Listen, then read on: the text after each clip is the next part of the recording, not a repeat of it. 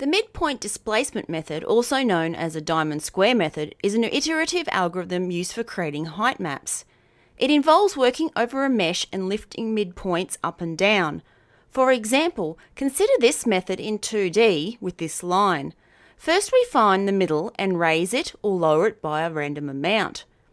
Next we find the midpoints of each new line that was created and lift or raise these. The process continues until you have the desired resolution. When working with a mesh, the process is a little more difficult and occurs in two distinct and repeated stages. After initializing the heights of the corners, the midpoint of the square within those corners has its height adjusted, where it is set to the average height of its corners. This step is called the diamond step. Next, the halfway points on the sides of the square are raised.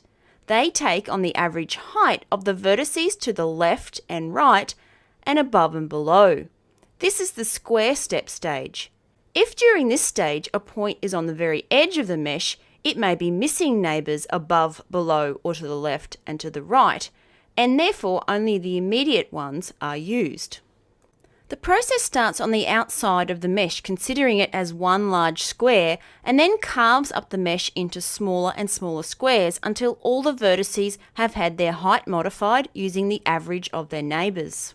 In the following set of lectures, we will take a look at implementing a midpoint displacement algorithm for creating terrains and explore the variables that can be added to generate a variety of effects to enhance the outcomes.